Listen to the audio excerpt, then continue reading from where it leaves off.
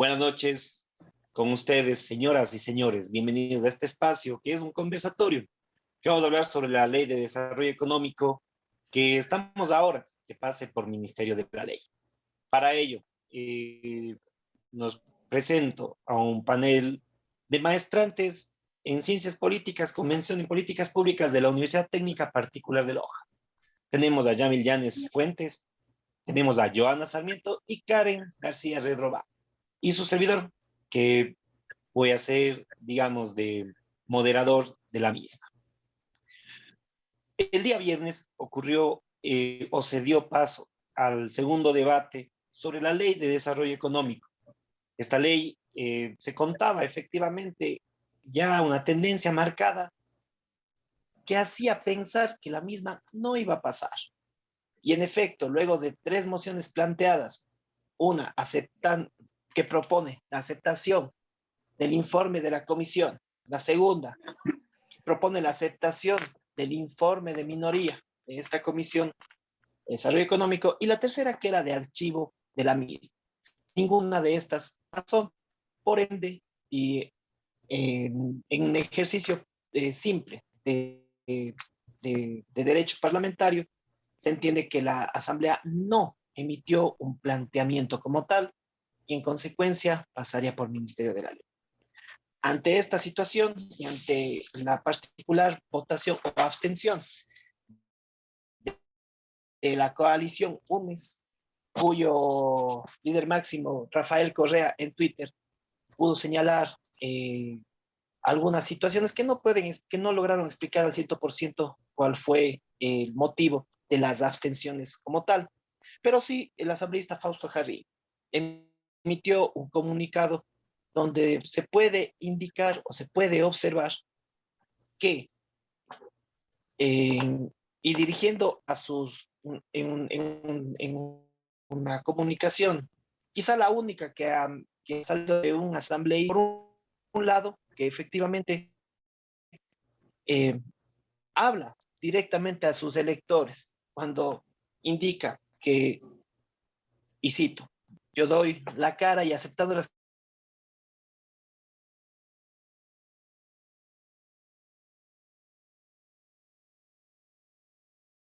críticas constructivas. En esta parte, tengo que señalar y debo indicar a posterior inicio del conversatorio que en la parte del discurso denominado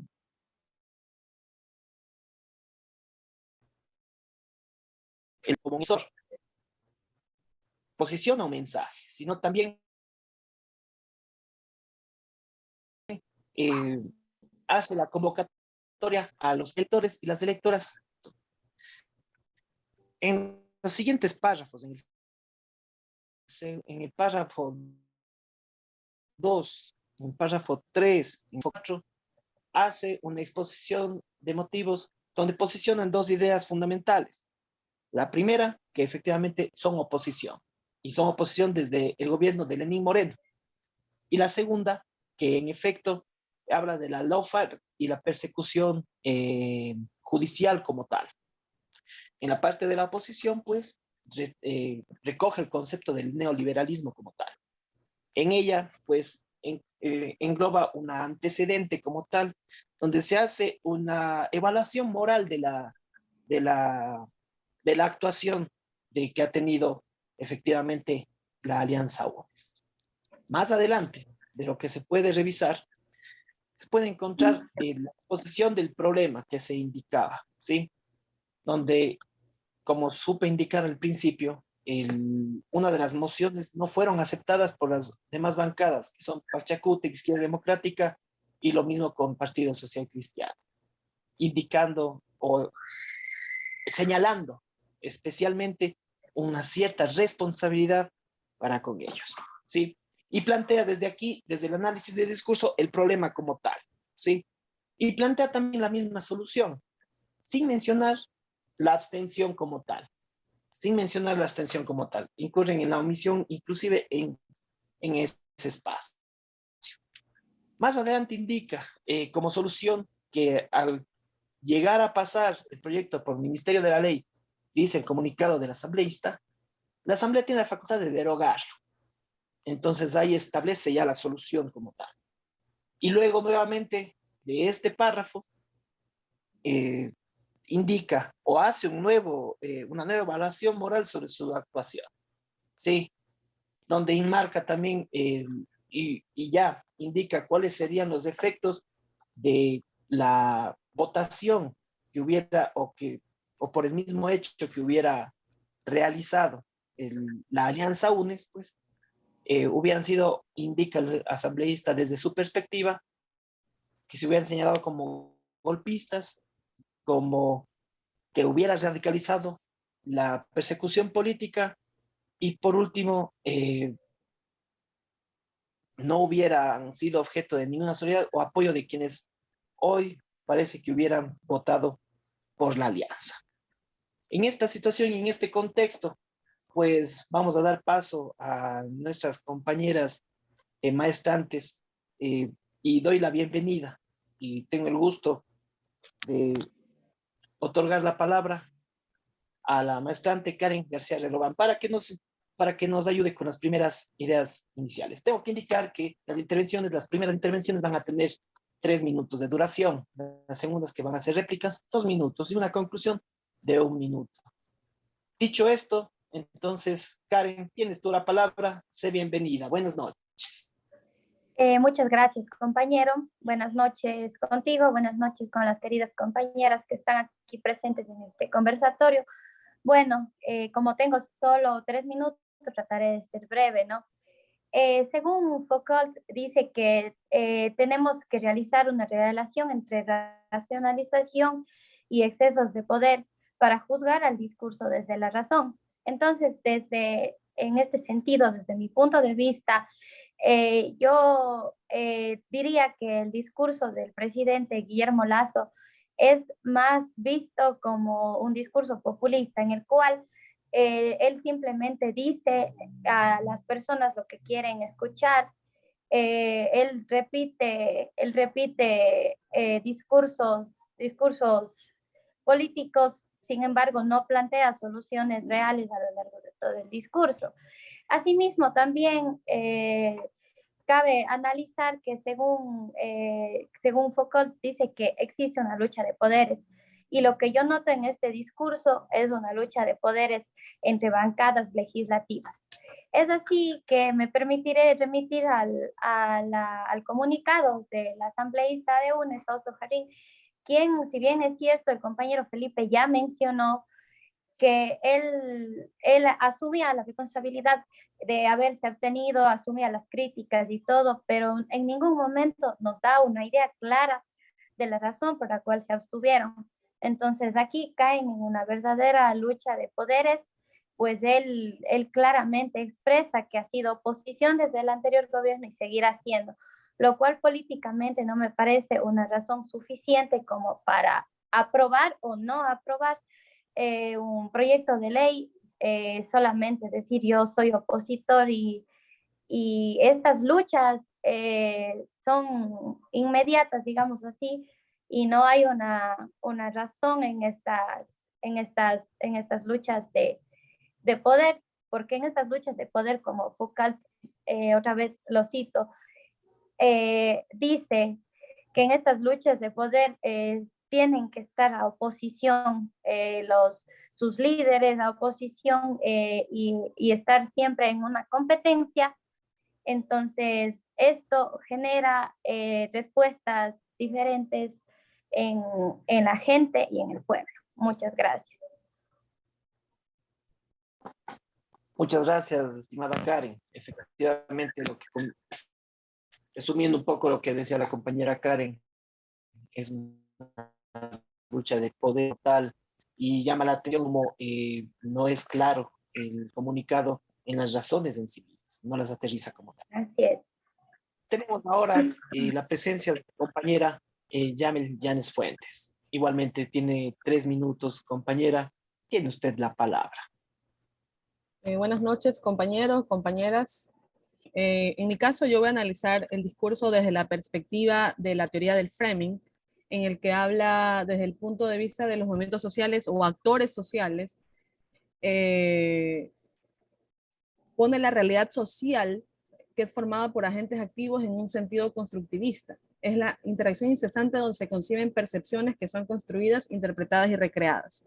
En este caso, el presidente Guillermo Lasso, al momento de exponer la intención de esta ley, de esta nueva ley que ha sido aprobada mediante el Ministerio de la Ley, él tiene palabras claves como para llegar al punto de vista del votante.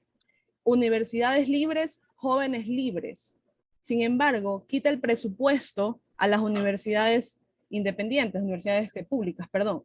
La FEUE, en el 4 de noviembre de este año, denuncia que el gobierno del encuentro pretende recortar más de 213 millones de dólares a la universidad pública. Sin embargo, establece que las personas vulnerables, que en este caso son los jóvenes, sector vulnerable, jóvenes y mujeres, son las personas que más se van a beneficiar de esta nueva ley. Asimismo, hace una forma muy déspota al momento de hablar de los derechos adquiridos previamente en el Código de Trabajo, aludiendo que hay una nueva oportunidad, que solo las personas que deseen conseguir trabajo puedan seguir esta línea.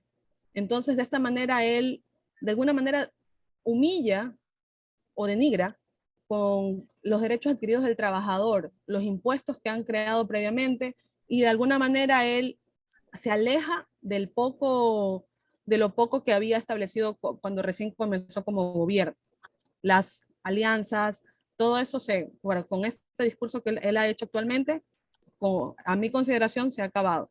Así como tú dijiste, Karen y Felipe, él con esto, tanto UNES como los demás, al final terminan declarando cuál es la verdadera intención de ellos. Muchas gracias, compañeros.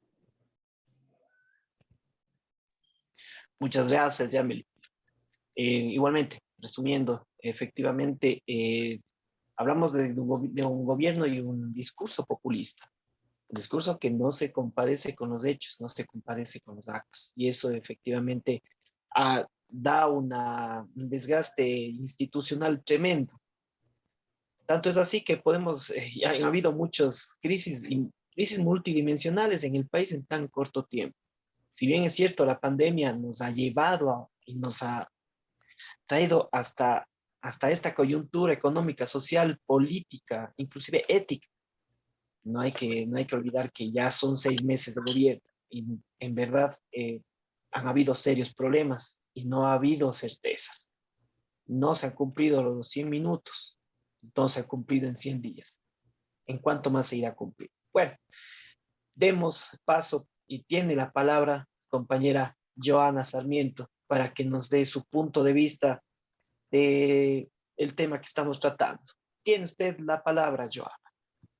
Gracias, estimado Felipito, qué gusto, estimados compañeros y compañeras, buenas noches, Karencita, Yamel. En efecto, este grupo ha creído pertinente analizar este fenómeno político coyuntural suscitado en las últimas horas, en los últimos días en el Ecuador, ¿no?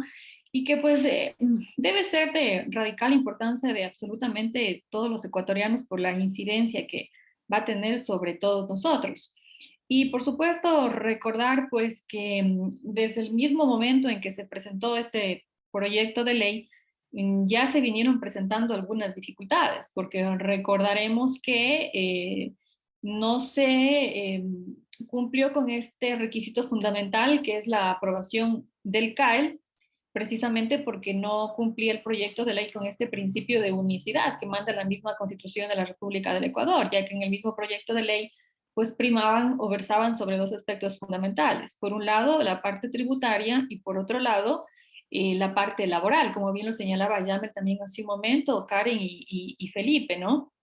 Y la Constitución al respecto es muy clara. Y por supuesto también esta postura del CAL pues tuvo un efecto, igual reacción a nivel del Ecuador, especialmente por algunos juristas constitucionalistas sobre la materia, ¿no? Y vemos que a partir de esto, pues, o sumado al hecho de la última reflexión que hacía Felipe, de que en los pocos meses de gobierno vemos un porcentaje elevado de descontento. Y por otro lado, también en cuanto al poder legislativo, vemos un descenso abismal en cuanto a la credibilidad, en cuanto a la legitimidad y en cuanto a la aceptación por parte de la población ecuatoriana, ¿no? Entonces, desde aquí empezó también la estrategia del discurso en cuanto al Ejecutivo. Por ejemplo, recordarán ustedes que bajo el argumento de que defenderemos el proyecto de ley a través de medios democráticos, también se hablaba de la muerte cruzada para la Asamblea Nacional, eso ocasionó mucha reacción. Entonces, este discurso también cala mucho en la ciudadanía cuando decíamos hay un descontento grande respecto del órgano legislativo, ¿no? La necesidad de mantener en vigencia y firme este proyecto de ley. Luego, a partir de esto, empezamos a escuchar cuando el alcalde vuelve y existe esta posibilidad de que se separen, por una parte, el proyecto de ley en materia tributaria y por otra parte, el proyecto de ley en aspectos laborales, entonces el discurso cambia. En cuanto a la materia tributaria, pues el discurso es para que cale en la ciudadanía. Vemos aquí, por ejemplo, el discurso retórico que viene desde siglos atrás, que propone Aristóteles, ¿no? El de apelar a las emociones. En materia tributaria, quien tiene más, que pague más, y quien tiene menos, que pague menos. Con estas simples palabras sí se logra calar en la ciudadanía, ¿no? Y por parte, en cuanto del proyecto de ley en materia laboral, empieza a calar este discurso que también apela a las emociones, en el sentido de que hay mucho desempleo en el Ecuador, más producido a raíz de la crisis, y que es necesario otorgar una fuente de trabajo a quienes pues no lo tengan, ¿no? Entonces, esto por una parte viene a originar lo que sucedió este fin de semana en la Asamblea Nacional, que prácticamente estas abstenciones son los que permitieron salvar este proyecto de ley que presentó el presidente de la República. Yo, muchísimas gracias. En las intervenciones hemos podido apreciar que no solamente es un evento coyuntural discursivo de este fin de semana, es un evento coyuntural que ya que ha marcado una pauta, ¿no? En lo que tiene que ver con la vida política del país. Un presidente cuyas promesas de campaña no las ha podido aterrizar, sino solamente la de vacunación. En segundo lugar, la ley de oportunidades, ¿no? Que de ahí viene efectivamente la ley de desarrollo económico, que ya tuvo un tropiezo gigante cuando ni siquiera pasó la calificación del CAL. Y ahora efectivamente lo que ha ocurrido en este fin de semana. Ahora, tomando ahora mis 2 minutos de réplica, puedo indicar y aportar, además de estar absolutamente de acuerdo con todas las intervenciones de mis compañeras, ver también que efectivamente el elemento de la persecución política judicializada se ha tomado como un motivo, tal vez para, para, para explicar esta votación que se dio el día viernes. Sin embargo, se puede ver a través de redes cómo los votantes han reaccionado de forma muy negativa al respecto. Mientras que también bancadas como el Partido Social Cristiano, ex aliado del partido de gobierno, el partido Pachacuti, han frenteado también esta situación y han reclamado y han puesto, inclusive recuerdo una expresión que de cualquier lado se esperó una votación distinta al de AUNES. Claro, una de las palabras claves del comunicado que de ahí al principio es neoliberalismo. Siendo un movimiento antineoliberal, ¿cómo se explica una votación, una omisión que permite que una ley profundamente neoliberal o que trate de establecer la economía social de mercado de regreso en el país rija desde el momento que sea publicada en el registro oficial? Hasta aquí mi intervención. Voy a dar paso nuevamente a mi compañera Karen García para que pueda emitir su opinión a modo de réplica o a modo de contribución para este conversatorio. Estimada Karen, 2 minutos. Tiene usted la palabra. A ver, claro que sí, compañero, tomando en consideración sus palabras acerca de la persecución judicial que usted menciona, me parece que esto no es algo nuevo, ¿no? esto ha existido desde la época del correísmo. Recordemos cuántos presos políticos había, cómo iban presas las personas solo por hacer un meme. Por ejemplo, el caso Bosco Huizuma, ¿no? Entonces, en este sentido, esta persecución judicial es un fenómeno que ha estado arrastrándose siempre, no es algo nuevo. Y también quería acotar un criterio que no me avanzó en los 3 minutos anteriores, en el cual Weber dice en su obra del poder político, Historia Mundial, dice la lucha de los dioses, ¿no? Entonces yo le asocio directamente esto a la lucha de los dioses, porque es como que cada líder quiere simplemente imponer su voluntad, demostrar que tiene más poder, y no es que se esté pensando. No veo yo realmente como ciudadana, como joven y como estudiante, no veo que haya un real compromiso con la ciudadanía, sino más es un tira y jala de la lucha por el poder. Y es el mismo discurso repetitivo del presidente Lazo, que dice, no, pero ya hemos vacunado y ya, y solo eso es lo que se ha logrado cumplir, y no se ha logrado cumplir los demás. Aquí tomo las palabras del compañero Felipe, que dice, han pasado 6 meses y los empleos que ofreció y todo, no se ha logrado ejecutar nada más que la vacunación, ¿no? Entonces, en ese aspecto se ve un completo desinterés de verdad por satisfacer las necesidades del pueblo, y más bien es una constante lucha de poderes entre los gobernantes. Muchas gracias, Karen. Muy valioso el aporte. Efectivamente, una lucha de dioses, la lucha o pugna de poderes que se puede evidenciar en la Asamblea Legislativa, pues tiene efecto directo en los mortales, en nosotros, en nosotras. Entonces, es bienvenida realmente el aporte.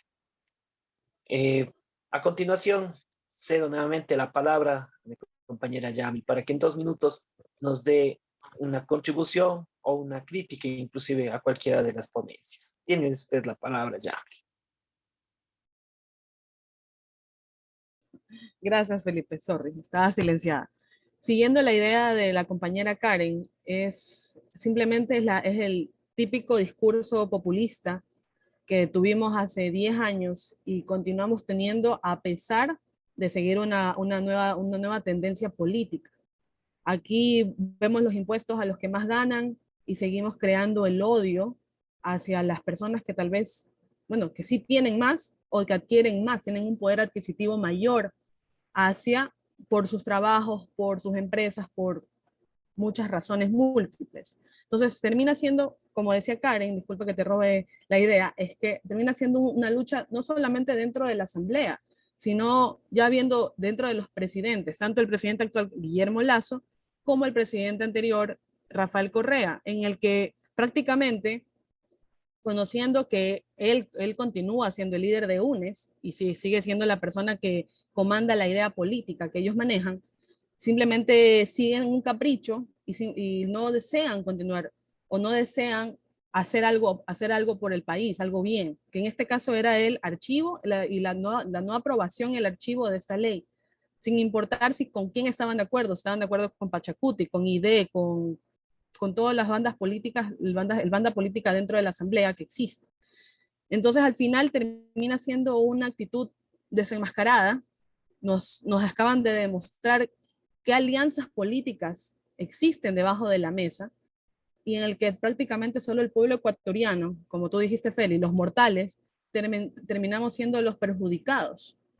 Porque una persona que gane $2,000, a pesar de que el sueldo básico unificado es $400 en la actualidad, sigue siendo, con el costo de vida que mantiene el Ecuador, un alto costo.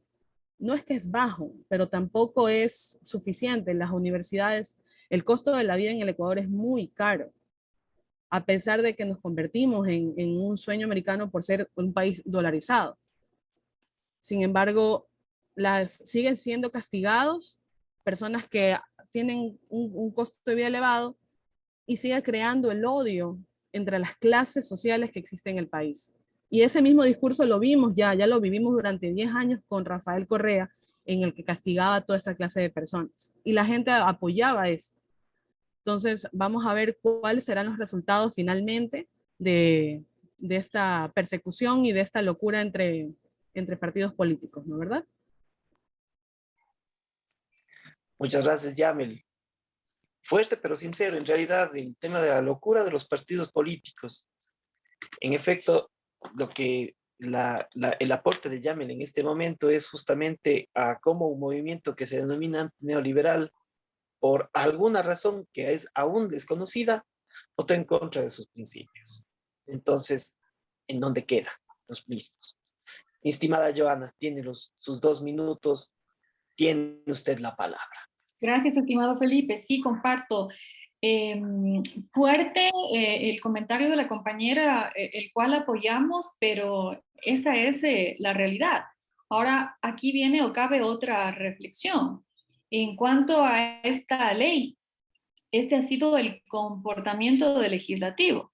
Cuando se presenten otros proyectos de ley o algún otro tema que deba ser de competencia del Poder Legislativo, vemos también que las frutas se mueven, ¿no?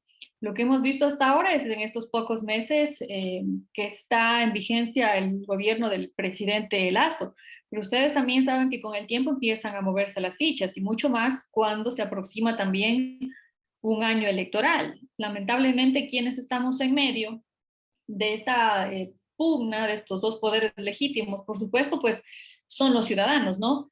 Lo que cabe aquí recalcar un poco, creo, sería a partir de la propuesta que hace también Halling y Mancini eh, respecto de algunas variables que destacan también el comportamiento, el actuar de los medios de comunicación, es el democrático corporativista, ¿no? Que considera pues que los medios de comunicación tienen una amplia posibilidad de circulación. Vemos ahora que las fuentes digitales permiten llegar hasta cualquier sector para que las personas estén atentas también cuáles son las instancias en las que se debaten estos asuntos de interés público, ¿no? Esto también permite, destaco en esta parte, formar la opinión pública porque no se debe desconocer el rol de los medios de comunicación, ¿no? Y deben siempre estar asociados a una función social más allá a lo mejor de la relación que se pueda tener con el gobierno de turno, nos referiríamos en este caso a otra variable, es no desconocer esa obligación que tienen los medios de comunicación, esa función social, ¿no? Que tienen para con los ciudadanos, para con las organizaciones, para con los gremios en general, y en este caso para los sectores más vinculados, por ejemplo, en el tema tributario, las empresas, las microempresas, los emprendedores, y en cuanto a la parte laboral, pues a los sindicatos, ¿no?